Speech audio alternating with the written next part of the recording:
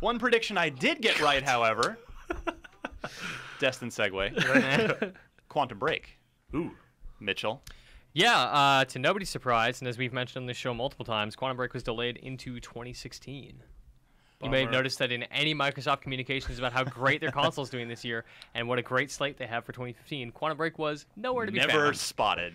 Which isn't surprising. It's a very ambitious game. It's got this TV show element. They have, like, probably... Does that still exist? I hope so. It's really it really? cool. Yeah. Okay. I mean, they filmed a lot. Presumably, But we haven't, like... What if none of that footage ends up making it into the game? I mean, so I'm just saying, we saw the... was it Gamescom when we saw, like, Yep. the extended Yes. demo?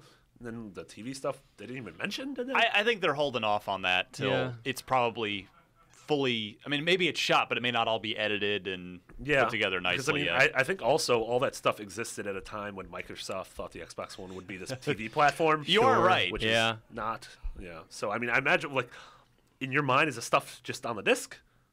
Like, well, that's what it was always going to be. It was never never like going to be part of the game. self-contained thing. Okay, so, like, you play a level, you watch an episode. Exactly. Yeah. Yeah. Like, you would do something in the game that dictated the direction of the show, and presumably be like, make a choice, and then you watch this episode or this episode based on the choice, and then you proceed.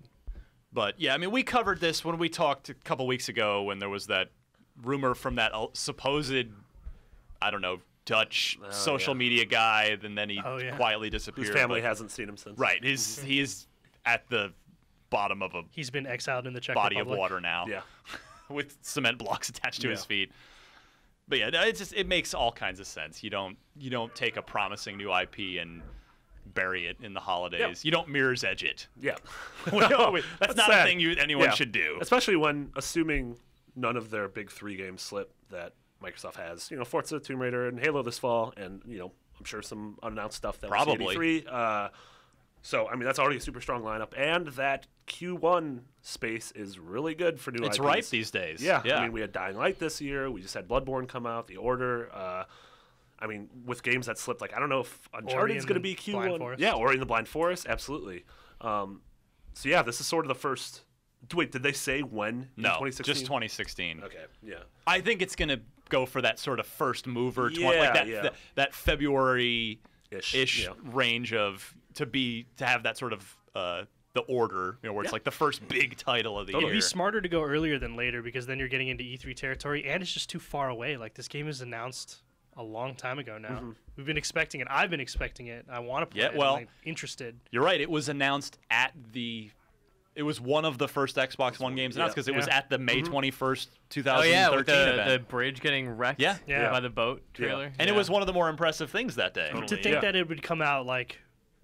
2 years later. Well, yeah, but, like, yeah, exactly. That's... No, 3 years later. 3 years later. 3 years later. Yeah, because there's always that fear of... Remedy never does this. But there's that... there's that fear of fatigue, though, like, with something like Watch Dogs. That's where true. It had this amazing reveal, and then this amazing gameplay demo, and then its 2 or 3 delays was sort of detriment to it. I mean, it was still super Evolve successful. had the same thing. Yeah, Evolve, same thing. Less but successful. I would say that Quantum Break theoretically has the advantage going forward of there have been delays, but it's not like they've just been showing it to us time and time again. Whereas Watch Dogs is like, here it is again. Here it is again. That's what It's I was coming. gonna Here it say is again. They've been good about not getting people to that fever pitch, only to not deliver. We actually haven't seen all that much. Well, like you said, we haven't seen a shred of the for the TV stuff. Yeah. If in fact, I mean, you make a good point about maybe it doesn't exist anymore. Yeah, I think it probably does. I think so too.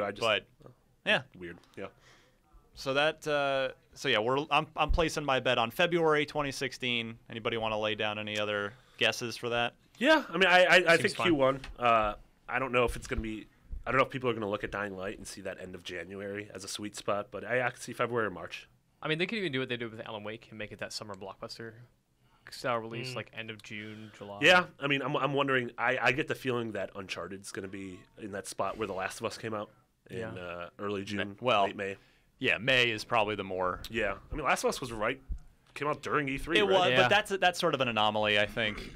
Generally, May has been a big time before people start to go on vacations and leave town. I think it also came out then because it got a little bit of a delay, like a month or two. Yeah, I think that's right. Yeah, like this year we have The Witcher in that slot. Right. Yeah. Time. Batman's tell. in June as well. Yeah, Batman's June. 21st, slipped 2 weeks, 3 weeks.